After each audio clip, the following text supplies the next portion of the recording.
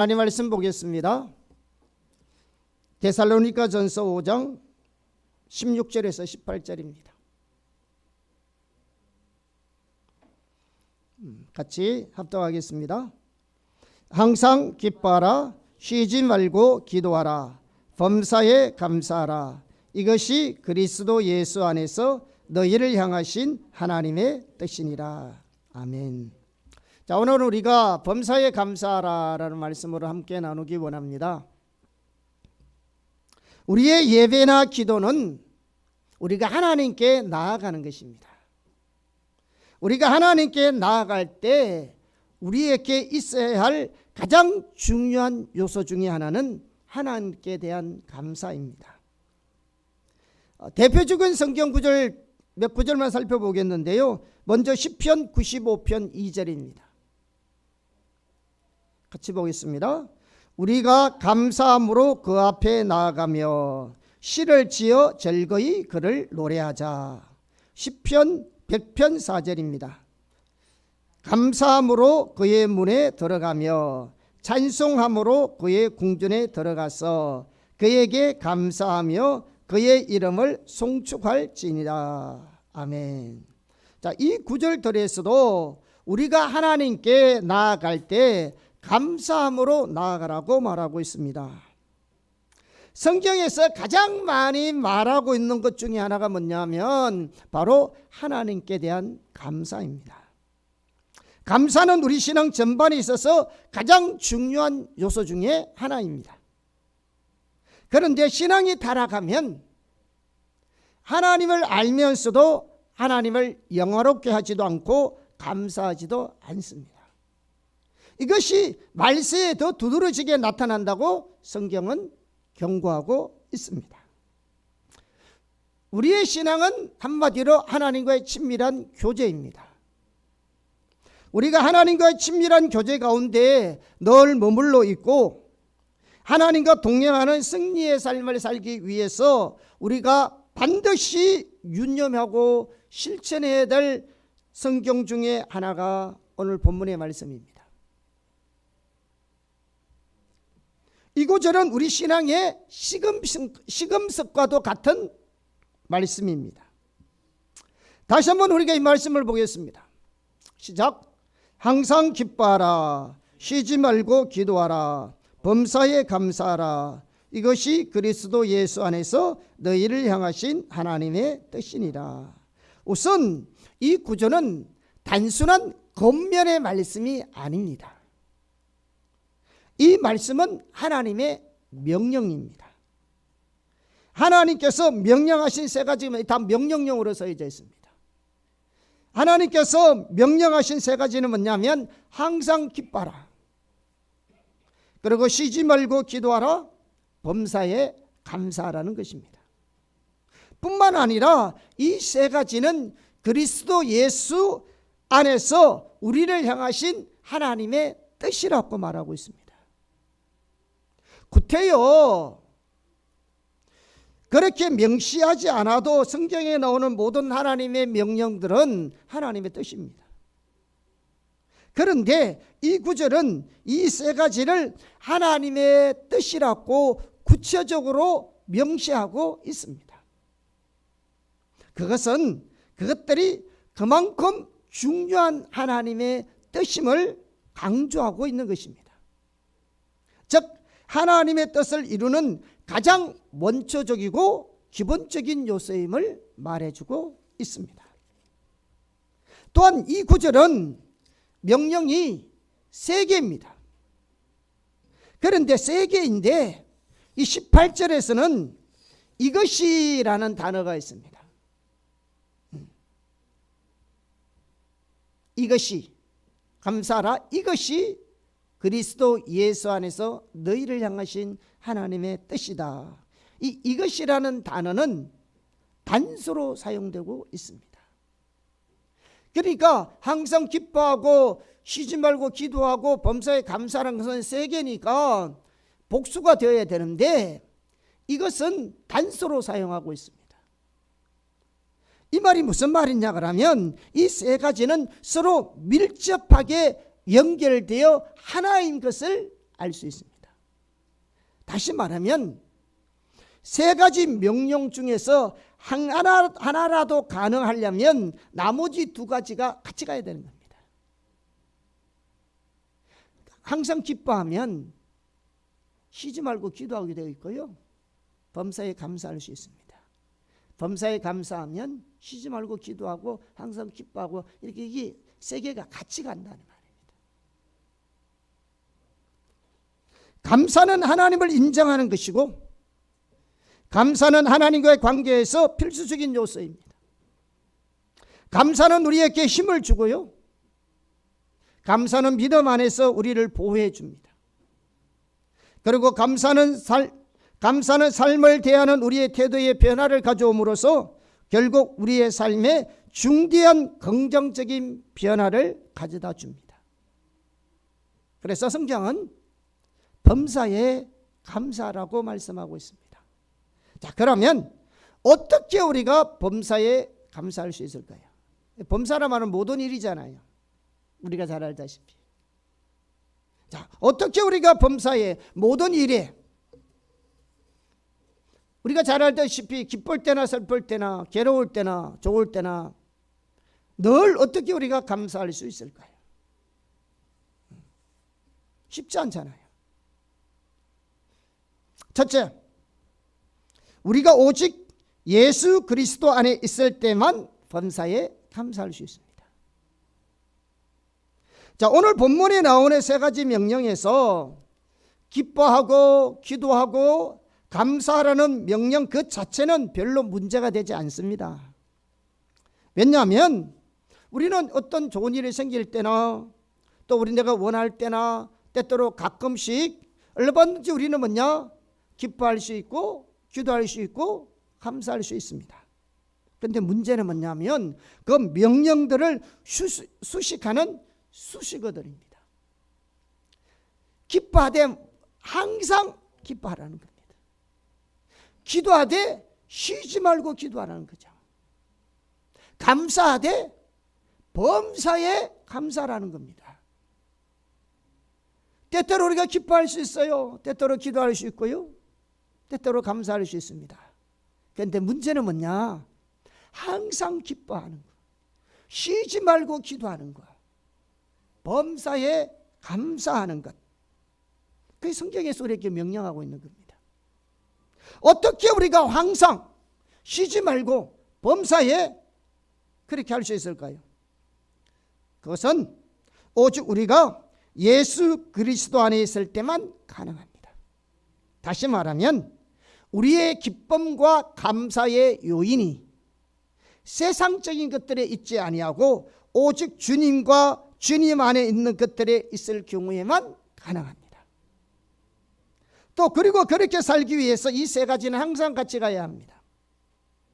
우리는 범사에 감사라면 뭐라고 생각하느냐 그러면 좋을 때뿐만 아니라 힘들고 어렵고 막막할 때도 감사라는 말로 이해합니다. 맞습니다.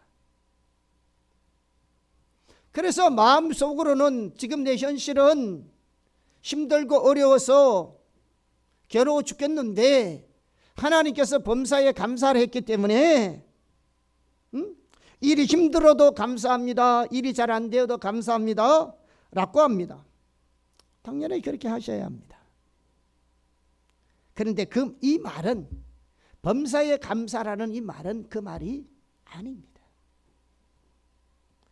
이 말은 어떤 환경 속에서도 우리를 사랑하시고 우리를 위해 모든 것을 주신 주님으로 인해 항상 기뻐하고 범사에 감사라는 말입니다. 다시 말하면 주님 안에서, 그리스도 안에서 감사라는 말입니다. 우리의 기쁨과 감사의 요인이 세상적으로 잘 되어도 감사, 못 되어도 감사라는 말이 아닙니다. 또 그렇게 하지 말라는 말도 아닙니다. 그러나 하나님께서 범사에 감사라는 말은 주님으로 인하여 기뻐하고 감사라는 말입니다. 이것이 우리의 신앙이고 이것이 하나님의 뜻입니다. 그렇기 때문에 이 항상 기뻐하고 범사에 감사는 이것도 기도와 함께 가는 것입니다. 여기서 쉬지 말고 기도하라는 말은 밥도 먹지 말고 잠도 자지 말고 아무 일도 하지 말고 기도만 하고 있으라는 말이 아닙니다. 쉬지 말고 기도하라는 말은 하나님의 뜻과 의중을 알기 위해서 우리의 마음이 항상 하나님께 열려 있는 것을 말합니다. 특히 이 기도하라는 헬라어 단어는 프로스코마이라는 단어입니다. 이 단어는 예배하는 마음으로 하나님의 뜻에 초점을 맞추고 하는 기도를 나타낼 때 주로 사용되는 단어입니다. 자신의 필요를 채우기 위한 기도를 나타내는 단어는 데오마이라는 단어입니다. 그래서 바울은 지금 여기서 인간의 극한 상황 가운데 있더라도, 절박하고 어렵고 힘든 고난의 환경에 있다 할지라도 하나님은 자신의 필요를 채우는 기도를 할 것이 아니고 항상 하나님의 뜻이 무엇인가를 알기 위해, 그리고 그 뜻이 이루어지도록 기도해야 됨을 말해주고 있습니다. 기도조차도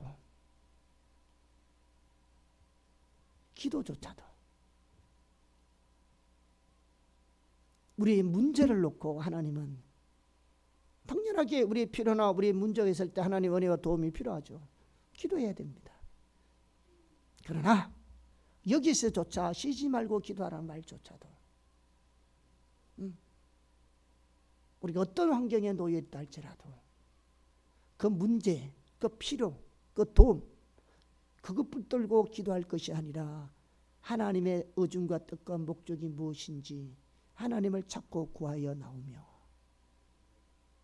그분의 뜻이 이루어지기를 하나님은 기도하기를 원하는 겁니다. 이렇게 기도하는 자가 어떤 환경을 만났더라도 기뻐하지 않겠어요? 어떤 일이 일어나더라도 감사하지 않겠어요? 그러니까 이 세 가지는 같이 간다니까요. 우리가 항상 기뻐하고 범사에 감사할 수 있도록 기도해야 합니다. 왜냐하면 이것이 하나님의 뜻이기 때문에 그렇습니다. 우리가 이 사실을 데살로니가 교회에 같이 한 상황을 이해하면요 훨씬 더 잘 이해할 수 있습니다. 지금 바울이 데살로니가 교회에게 항상 기뻐하고 쉬지 말고 기도하고 범사에 감사하라고 말할 때에 지금 데살로니가 교회가 어떤 환경에 있는지를 우리가 살펴볼 필요가 있습니다. 당시 데살로니가 성도들은 여러 가지 어려움과 고난에 직면해 있었습니다. 그들 형편이 녹록지 않아요. 일이 잘 된 것이 아니라니까요. 그들의 삶이 윤택한 삶이 아니었다고요. 하는 일들마다 잘 되고 있는 상황이 아니었더라고요. 그들의 신앙생활이 결코 편안한 가운데서 하나님을 섬기고 있던 상황이 아니었다고요.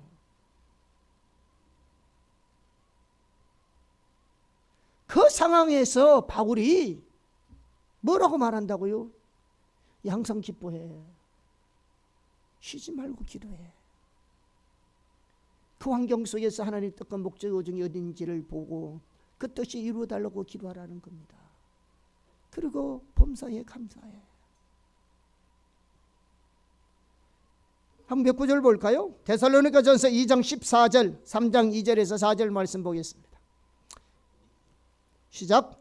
형제들아, 너희가 그리스도 예수 안에서 유대에 있는 하나님의 교회들을 본받는 자 되었으니 그들이 유대인들에게 고난을 받은 같이 너희도 너희 동족에게 동일한 고난을 받았느니라. 지금 데살로니가 교인들은 같은 유대인들에게 지금 고난을 받고 핍박을 받는 겁니다. 가장 가까운 사람들부터 고난을 받고 핍박을 받고 있는 겁니다. 3장 2절에서 4절. 우리 형제 곧 그리스도의 복음을 전하는 하나님의 일꾼인 디모데를 보내노니 이는 너희를 굳건하게 하고 너희 믿음에 대하여 위로함이로 아무도 이 여러 환난 중에 흔들리지 않게 하려 함이라. 우리가 이것을 위하여 시험 받은 줄을 너희가 친히 알리라. 우리가 너희와 함께 있을 때에 장차 받을 환난을 너희에게 미리 말하였는데 과연 그렇게 된 것을 너희가 아느니라. 많은 환난을 당할 것이라고 얘기했는데 실제로 그 일을 당하고 있다는 겁니다.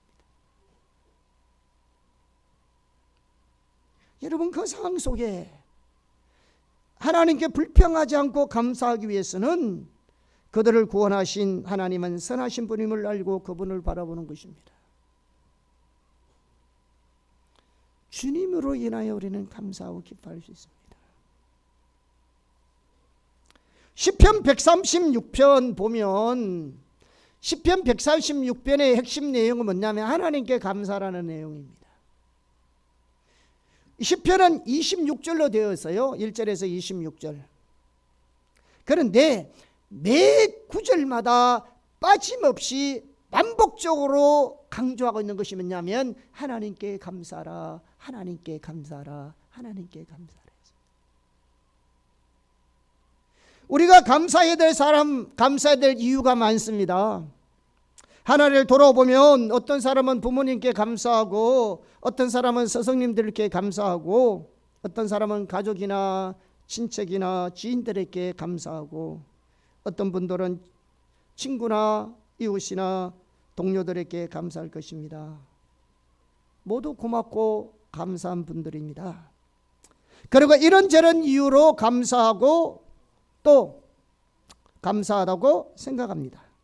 그러나 감사할 이유를 주신 분이 하나님이시라는 겁니다. 그 하나님을 잊지 말고 하나님께 감사라는 겁니다. 뿐만 아니라 시편 136편에서는 1절부터 26절까지 반복적으로 감사해야 될 내용 중에 하나가 뭐냐면 하나님의 인자하심에 감사를 했습니다. 하나님께 감사하되 하나님의 인자하심을 감사를 했습니다. 인자란 자기 백성에 대한 하나님의 영원하고 변치 않는 언약적 사랑을 말합니다. 하나님의 인자하심은 우리의 실패, 우리의 죄, 불안, 원망, 절망 등 모든 변화에도 전혀 영향을 받지 않는 것이 하나님의 인자하심입니다. 항상 죄악으로 언약을 파기하기만 하던 이스라엘 백성들을 완전히 진멸하지 아니하시고 자비를 베푸시는 하나님의 은혜가 영원하였습니다. 그 하나님의 영원하신 인자하심으로 인해 지금 우리에게도 기적을 베푸시고 승리를 주시고 창조하시고 강하게 하시고 우리를 인도하시고 승리케 하시고 기업을 주시고 비천한 가운데서도 우리를 기억하고 돌보시며 육체의 필요를 채우고 계십니다. 그 모든 것이 하나님의 인자하심에서 나온 겁니다. 따라서 하나의 어떤 일이 일어났든 간에 그리고 지금 우리가 어떤 형편에 놓여 있든 간에 하나님의 인자하심을 인하여 감사해야 합니다. 우리를 향한 변치 않는 하나님의 사랑. 청교도들이 메이플라워를 타고 신앙의 자유를 타여서 신대륙에 와서 그곳에서 항우지를 개간하여 농사를 지었습니다. 우리가 잘 알다시피 가을에 추수한 다음에 함께 모여서 하나님의 축복을 감사하면서 곡식을 모아놓고 감사절기를 지켰습니다. 그것이 추수감사절이죠. 그런데 그들이 감사절기를 지킬 수 있었던 것은 그들의 삶 가운데 불행한 일이 전혀 없었기 때문에 감사할 수 있었던 것이 아니었습니다. 그들이 하나님께 감사한 것은 불행한 조건들이 너무 많았습니다. 남편이 죽은 사람, 아내가 죽은 사람, 아들이 죽고 딸이 죽은 사람이 많았고요. 먹지 못해서 죽었고 병이대로 치료받지 못한 채 안타까워 하는 부모의 눈앞에서 죽어갔던 것입니다. 그런 불행하고 좋지 못한 조건에도 불구하고 그 가운데서 근본적으로 감사했던 것이 뭡니까? 신앙의 자유를 찾았다는 겁니다. 마음껏 하나님을 예배하고 하나님을 섬길 수 있다는 자유였습니다. 만약 그들이 그곳에 갔어도 신앙의 자유를 찾지 못하고 단순하게 농사지어 풍성한 곡식만 쌓아둔 것이 감사한 일이었다면 그들이 고향 땅을 떠날 이유가 어디에 있었습니까?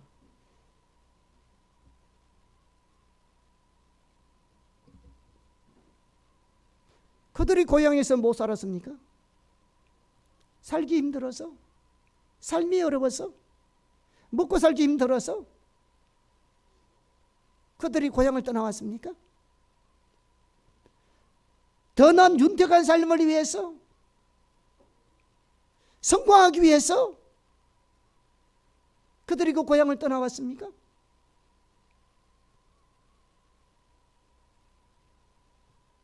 아마 그들은 고향에서 훨씬 편안하게 잘 살았을지도 모릅니다. 그런데 그런 악조건 속에서 수많은 불행한 조건들을 극복하고 왜 미지의 땅으로 왔느냐? 마음 놓고 예수 믿는 이 신앙의 자유야말로 그들의 가장 근본적인 감사의 조건이었습니다.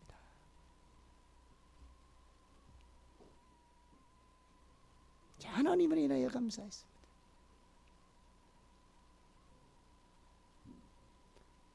우리의 삶에 감사가 없는 이유가 어디에 있습니까? 뭐 때문에? 여러분 하박국 선지자의 고백을 보세요. 하박국 3장 17절에서 19절입니다. 같이 고백하겠습니다. 비록 무화과 나무가 무성치 못하며 포도나무에 열매가 없으며 감람나무에 소출이 없으며 밭에 먹을 것이 없으며 우리의 양이 없으며 외양간에 소가 없을지라도 나는 여호와로 말미암아 즐거워하며 나의 구원의 하나님으로 말미암아 기뻐하리로다. 주 여호와는 나의 힘이시라. 나의 발을 사슴과 같게 하사 나를 나의 높은 곳으로 다니게 하시리로다. 아멘. 여러분 무엇 때문에 하나님 감사합니까? 여러분 무엇 때문에 감사하느냐고요? 좋은 일이 있을 때 감사한 적 있죠.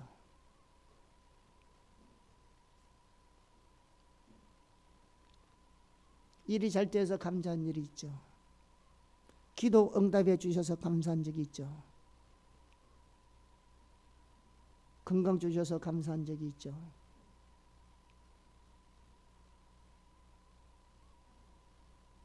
그런데 일이 어려울 때 하나님께 감사한 적이 있습니까?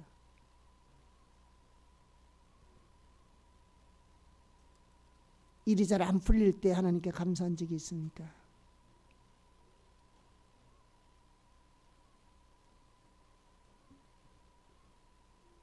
내 뜻대로 안 풀릴 때, 힘들어할 때, 어려워할 때 하나님 앞에 진심으로 여러분 감사해 본 적이 있습니까?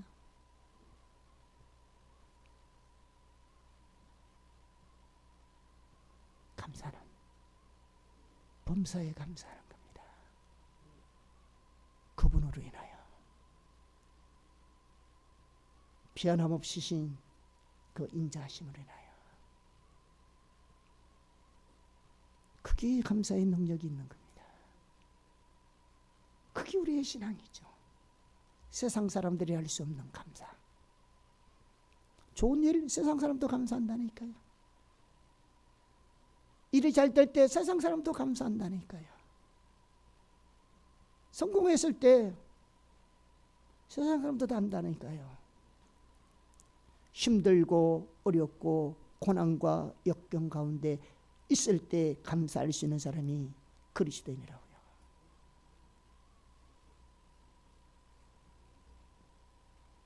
힘들 때, 어려울 때, 아무것도 내가 가진 것이 없을 때 행복할 수 있는 게 그리스도인이라고요. 이게 우리의 그리스도인이라고요. 이게 진정한 신앙이라고요. 이게 영성이라고요. 이 은혜가 우리 가운데 부어지기를 예수로 축복합니다. 우리는 주님이 우리의 힘이라고요. 그분이 우리의 능력이라고요. 그분이 우리의 모든 것이라고요. 모든 것이 그분으로부터 온다고요. 우리에게 그 주님만 있으면 충분하다고요.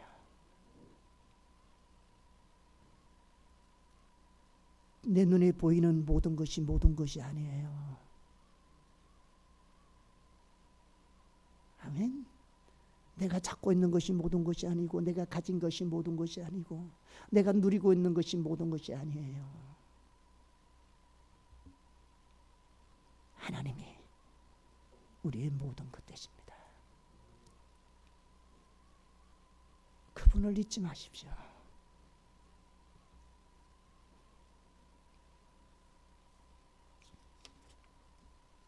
둘째,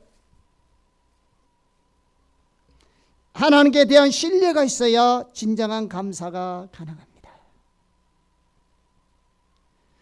우리의 감사가 환경이 우리가 원하는 대로 되어질 때뿐만 아니라 모든 일에 항상 감사하는 삶을 살려면 좋으시고 신실하시고 전능하신 사랑의 하나님에 대한 신뢰가 그 바탕에 있어야 합니다. 하나님에 대한 신뢰가 없으면 어려움을 만났을 때에 하나님 앞에 원망하고 불평을 늘어놓을 수밖에 없습니다. 여러분. 대표적인 예가 광야의 이스라엘 백성들입니다. 그들은 40년 동안 어려움을 만날 때마다 하나님을 원망하고 불평했습니다. 여러분 기억하십시오. 이스라엘 백성들만큼 하나님의 놀라운 기적의 능력을 경험한 세대가 없다고요. 애굽에서부터 광야 40년 동안 하나님의 기적을 경험했고, 하나님의 능력을 경험했고, 그들이 하나님의 필요를 경험했고, 하나님의 돌보심을 경험했다고요. 그런데 어려운 일이 있을 때마다 그들은 원망하고 불평했습니다.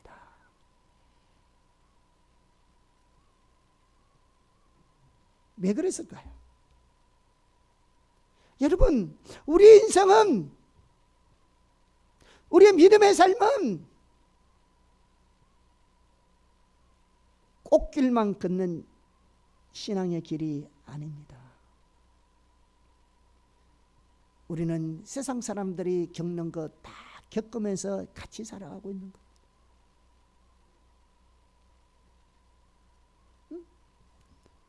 어려우면 같이 어려운 거죠. 힘들면 같이 힘든 겁니다. 여러분, 우리가 어디 딴 세상에 사는 사람들이 아닙니다. 동일한 세상 가운데 함께 살아가고 있습니다. 세상 사람이 어려우면 우리도 어렵고, 그들이 힘들면 우리도 힘듭니다. 여러분, 힘듦이 없기를 구하지 마십시오. 고난이 없기를 구하지 마십시오. 믿음의 삶은 고난 가운데 기쁨을 누릴 수 있고, 힘든 가운데 능력으로 살아갈 수 있는 것들이 그리스도입니다. 세상 사는 거 다른 것, 그 환경 속에 대한 하나님의 뜻과 목적과 의중을 모르는 거죠. 하나님의 선하심, 그 하나님의 인자하심, 우리를 변함없이 사랑하고 계신 그 하나님, 우리와 늘 함께 하신 그 하나님, 그 하나님에 대한 신뢰가 없는 거죠. 그러니까 조그만 어려움이 있으면 원망하고 불평하고 낙심하고 절망하는 거예요.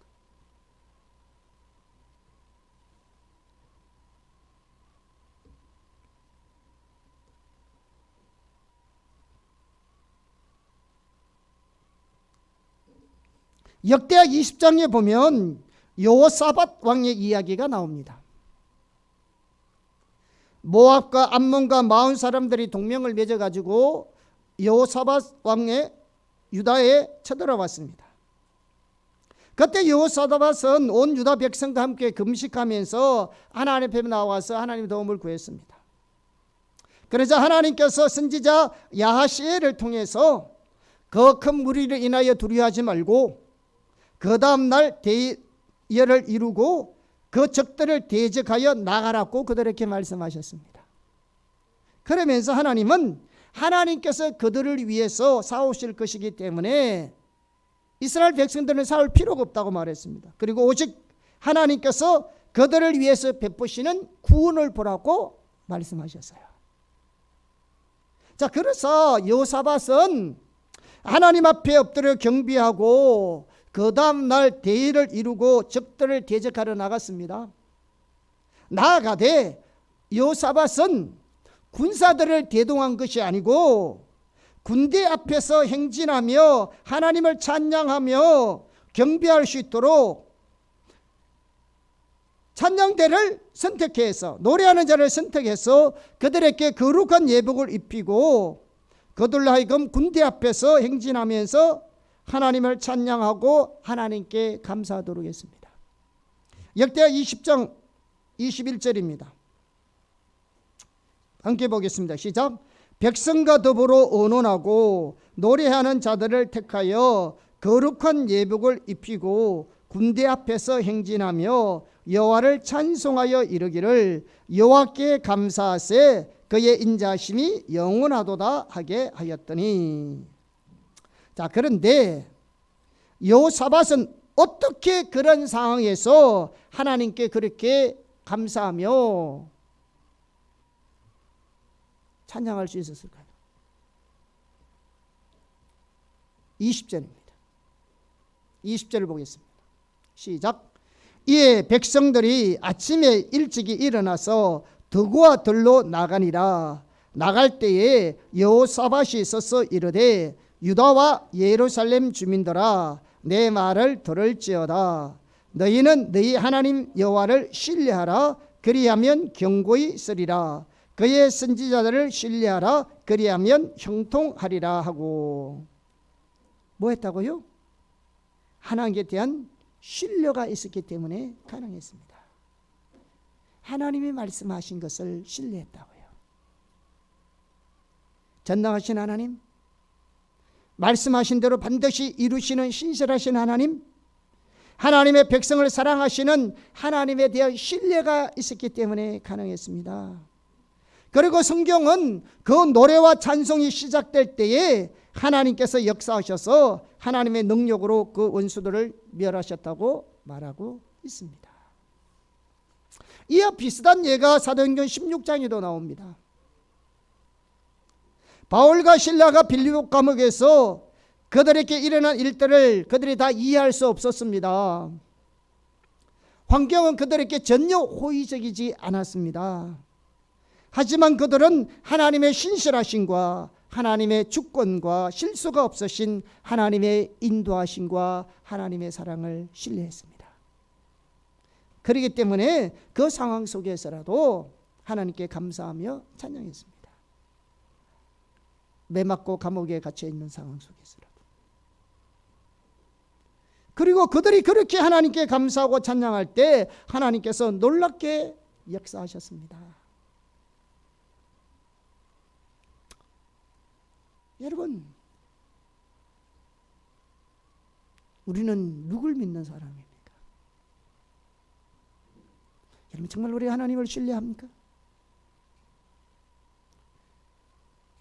어떤 환경 속에서도 우리와 함께 하시는, 우리의 필요를 채우시는, 우리에게 은혜를 베푸시는, 우리를 인도하시는, 우리에게 예비하시는, 치유하시고 회복하시는 그 하나님을 신뢰하십니까?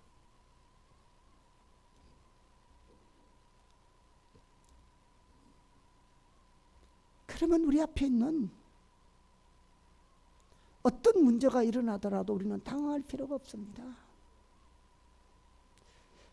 우리의 행동이 우리가 하나님에 관해서 무엇을 믿는가가 드러납니다.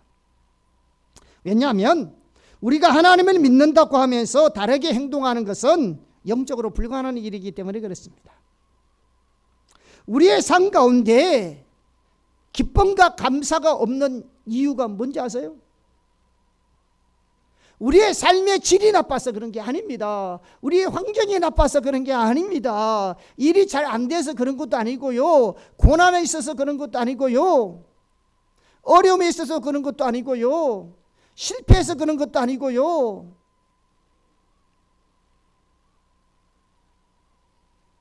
하나님에 대한 신뢰가 없어서 그런 겁니다. 하나님에 대한 신뢰가 없기 때문에 그렇습니다. 그 환경 속에, 그 상황 속에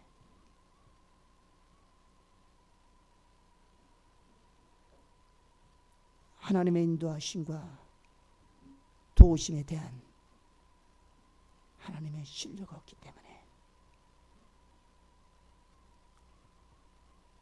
기쁨이 없고 감사가 없는 겁니다.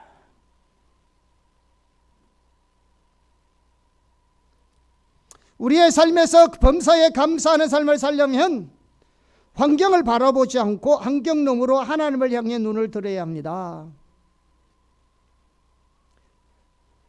환경으로 인한 염려를 내려놓고 하나님을 바라보려면 반드시 하나님을 신뢰하는 믿음을 가져야 합니다.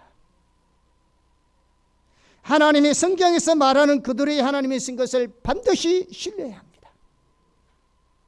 성경은 하나님의 사랑이 하나님이시라는 것을 말씀하고 있습니다. 우리가 너무나 잘 알고 하나님은 사랑이시다. 수없이 듣는 말씀이고 쉽게 볼 수 있는 내용이고 우리가 자주 고백하고 있는 말씀입니다. 근데 하나님의 사랑이라는 말의 의미가 뭡니까?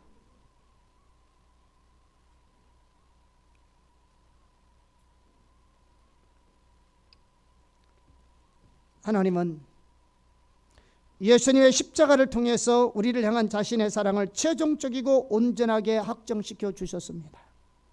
그러므로 하나님의 사랑은 불변합니다. 하나님은 그토록 우리를 사랑하시기 때문에 우리를 향한 하나님의 뜻은 항상 최선입니다. 우리가 진정으로 하나님이 사랑하심을 믿는다면 우리의 삶에 일어나는 모든 일들이 최선이라는 사실을 또한 받아들여야 합니다. 하나님이 사랑의 하나님이라는 것을 내가 안다면 지금 내 형편이 어떻든 간에 이 상황이 내 삶에서는 가장 최선의 삶인 겁니다.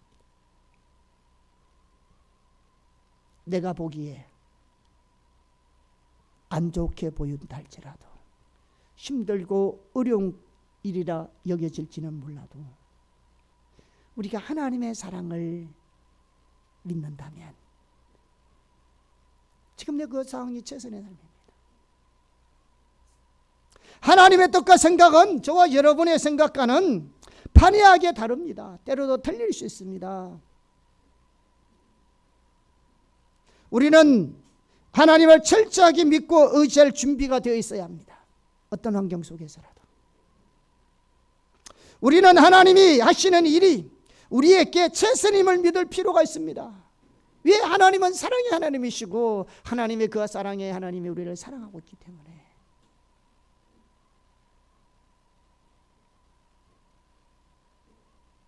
지금 처한 상황이 최선의 상황이라니까요.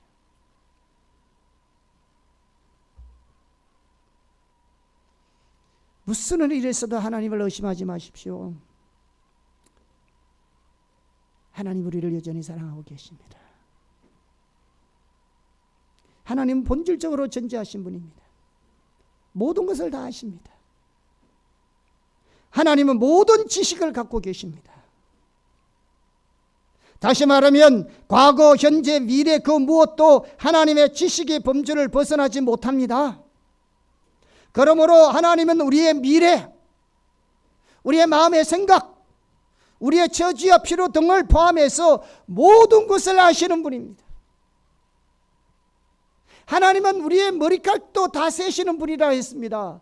그 말이 무슨 말일까요?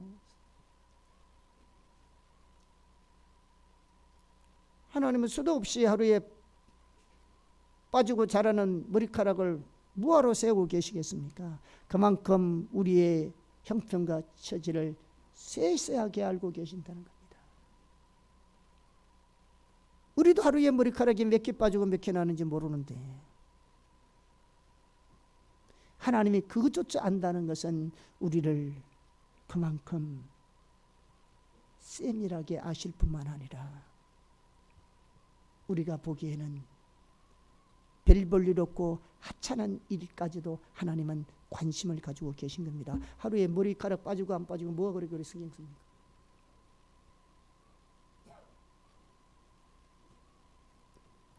우리는 그냥 당연하게 여기잖아요. 오늘 머리카락이 좀 더 많이 빠졌네.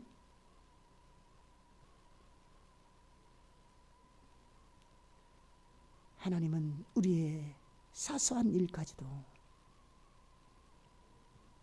우리 보기에 대수롭지 않게 생각하는 것까지도 하나님은 우리의 삶을 자세하게 알고 계십니다.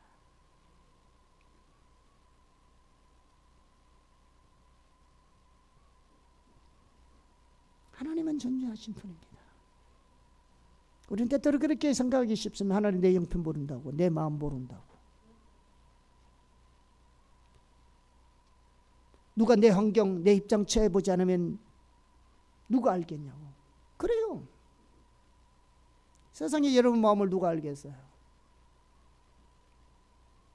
같이 사는 부부도 알겠어요? 부모가 알겠어요? 자식이 알겠어요?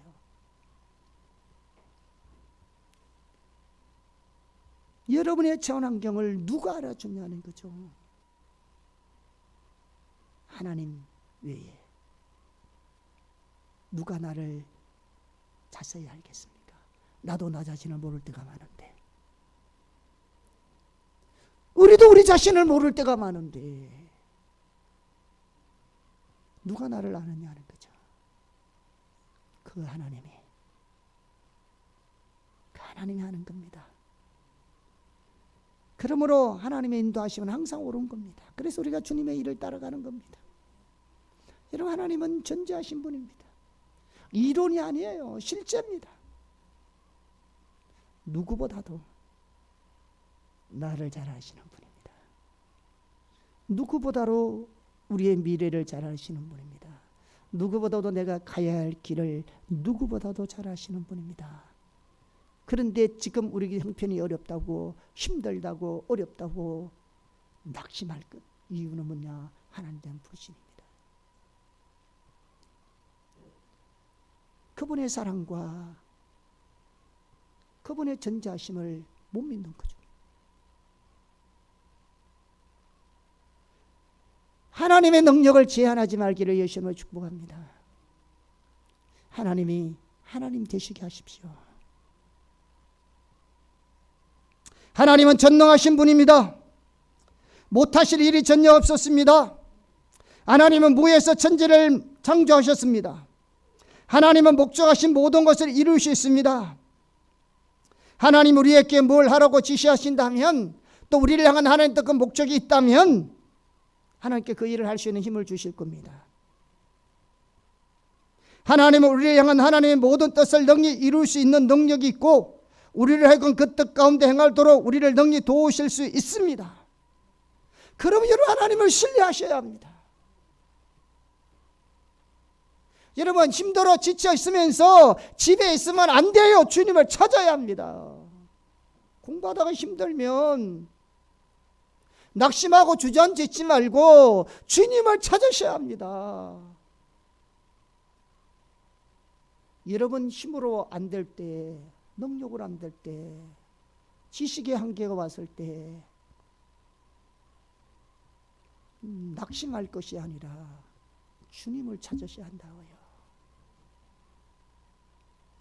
누구나 힘든 상황이 있어요. 누구나 어려운 상황이 있어요. 누구에게나 있는 겁니다. 내만 겪는 게 아닙니다.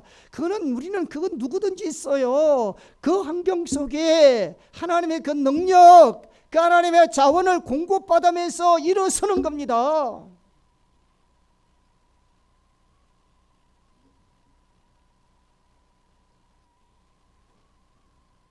잠만 잔다고 회복됩니까? 주님을 찾으셔야 합니다.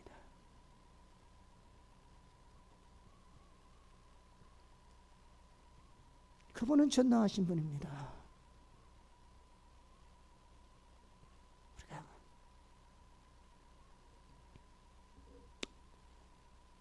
그러므로 우리는 하나님을 믿고 그분께 철저하게 순종할 수 있고 모든 삶의 영역에서 감사할 수 있습니다.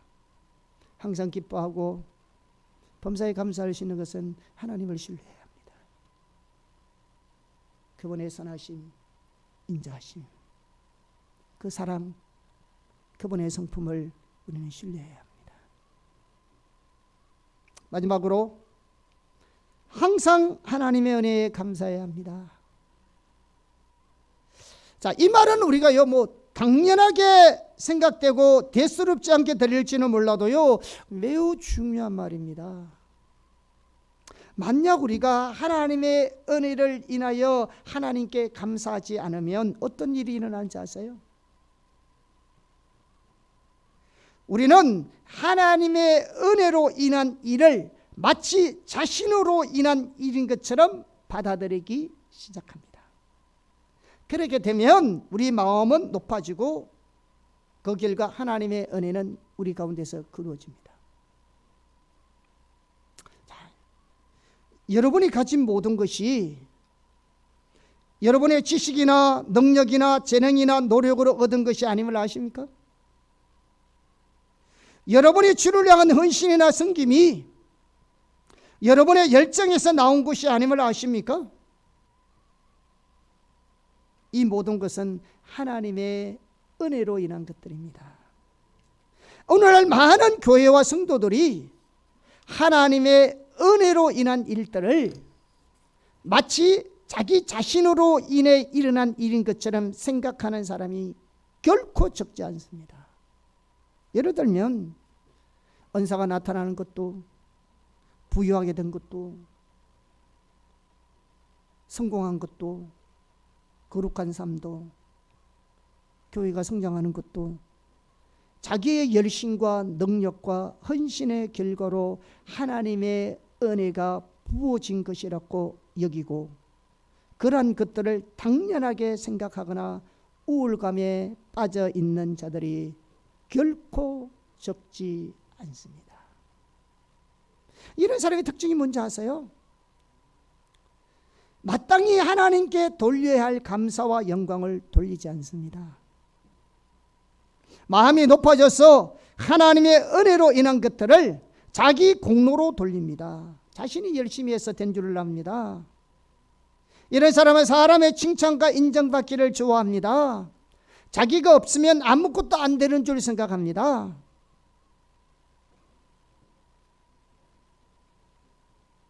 우리가 이러한 특징이요 하나라도 있으면요 교회와 성도의 삶 속에 하나님 은혜가 거두어집니다. 하나님 은혜가 거두어진다고요. 오늘 우리의 삶 속에 하나님의 은혜가 거두어지고 있다면 이 점을 심각하게 살펴보셔야 합니다. 모든 것이 하나님의 은혜인데 이게 내가 잘나서 된 줄 아는 거죠. 내가 열심히 해서 된 줄. 이 사실을 성경에서 찾아볼 수 있습니다. 대표적인 교회가 고린도 교회입니다. 우선 고린도 교회는 모든 구변과 모든 지식과 모든 은사가 조금도 부족함이 없도록 나타났습니다. 또한 바울, 아볼로, 베드로 등 당대에 정말로 하나님께서 귀하게 쓰시는 하나님의 종들이 그 교회를 섬겼습니다. 또 고린도 교회는 그 당시에 사회적으로도 영향력이 확대되고 있었습니다. 그런데 이 모든 일들은 하나님의 은혜로 인한 것들이었습니다. 그러나 그런 하나님의 은혜로 인한 것들로 인해서 오히려 그들의 마음이 높아졌습니다. 그렇게 된 가장 주된 이유가 뭐냐면요, 그들이 하나님의 은혜로 받은 것을 자기들 때문에 받은 것으로 여겼기 때문입니다. 그 결과 하나님의 은혜가 그들 가운데 쏟아지기 시작하고 있었습니다.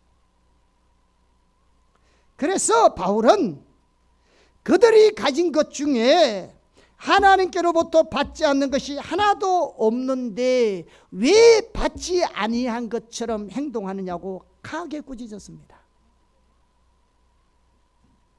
고린도서 4장 7절에 여러분, 여러분이 가지고 있는 그 모든 것,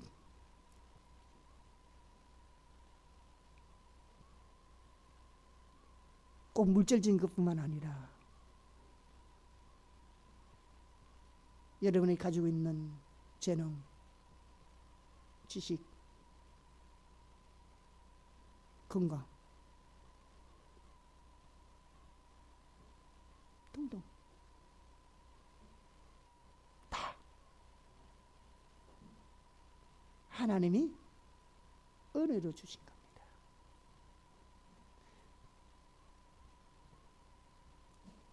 내가 가진, 여러분이 가진 그 모든 것 하나도 남김없이 하나님이 주신 겁니다.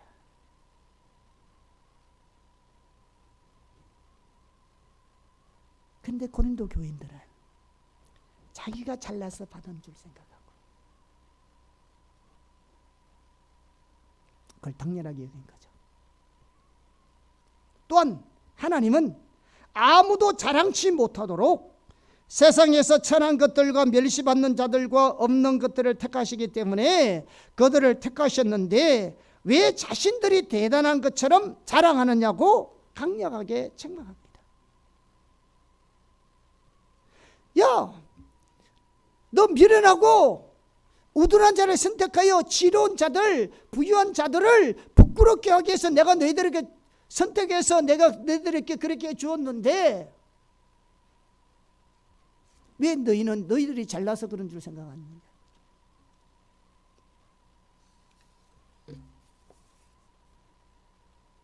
그러면서 바울 자신은 그리스도 때문에 스스로 약하고 비천하고 미련한 자신을 본받아라고 그들 금면합니다. 왜냐하면요, 바울과 같은 자리에 있을 때 우리는 예수님만이 우리의 자랑이 되는 삶을 살 수 있고요, 하나님만을 신뢰할 수 있고요, 하나님의 능력과 은혜가 우리 가운데 머무를 수 있습니다. 여러분, 약한 것이, 미련하고 비천한 것이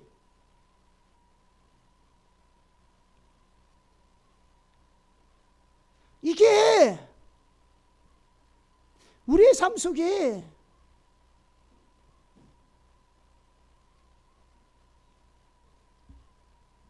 나쁜 결과를 가져오는 것이 아니고요, 오히려 하나님의 은혜, 하나님의 능력,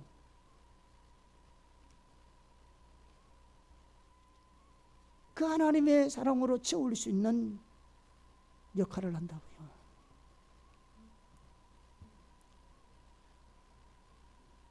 여러분이 힘이 있을 때에 여러분 힘으로 살라겠죠. 여러분이 능력이 있다 생각할 때 여러분 능력으로 살겠죠. 근데 여러분이 지식이 있을 때 여러분이 지식으로 살려야겠죠. 근데 내 지식의 한계를 느낄 때, 내 힘의 한계를 느낄 때, 내 능력의 한계를 느낄 때 모든 것이 끝났다고 생각합니까? 여러분, 그때 비로소 하나님의 능력이 필요할 때인 거죠. 그러니까 우리는 미약하고 나약하고 미련하고 비천한 환경에 있는 것이 결코 우리에게 나쁜 것이 아니라니까.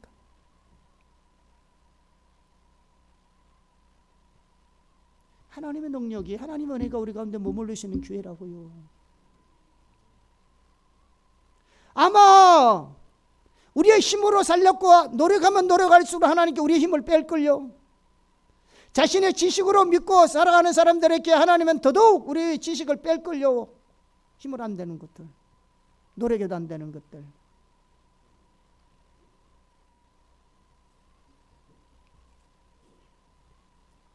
낮출 때 낮아지시기를 바랍니다. 왜? 주님 신뢰하라는 거예요.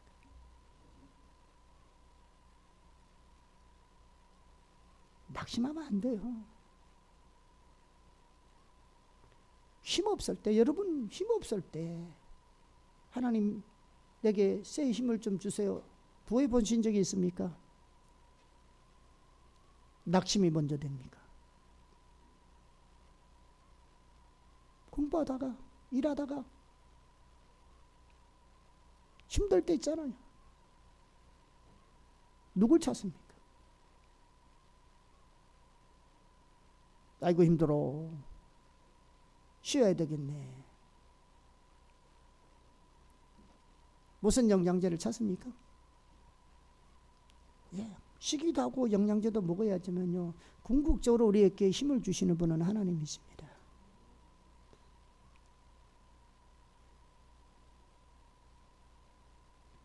그러니까 약할 때에 우리는 더 약해져야 한다고요. 그분의 능력을 우리 가운데 머물기 위하여, 그분의 은혜가 우리 가운데 더 머물기 위하여 우리는 더 낮아져야 되고요. 더 약해져야 되고요. 더 무기력해져야 되고요. 정말로 우리에게는 내버려 아무것도 알 수 없는 사람임을 인식하고 그 자리까지 가야 된다고요. 그래야 우리가 하나님을 의지하게 되고 하나님을 신뢰하게 되고 그때 그 하나님의 능력, 그 주님의 은혜, 그분의 지혜, 그분의 자원이 우리 가운데 함께 한다고요.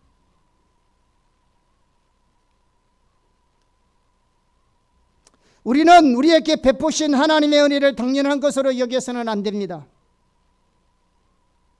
하나님의 은혜가 함께할 때 교회적으로 보면 교회가 성장하고 사역이 확장이 이루어지고 하나님의 능력과 은사가 나타나고 때때로 우리 개인적으로 하나님께서 우리를 높여주시고 하던 일들이 잘 되고 하나님을 섬길 수 있는 축복이 주어질 때에 그것이 나로 말미암은 것이 아니라 내가 열심히 해서, 내가 잘나서, 내가 수고해서 된 것이 아니라 그 모든 것이 하나님의 은혜임을 알고 하나님께 감사하는 겁니다. 하나님 은혜예요.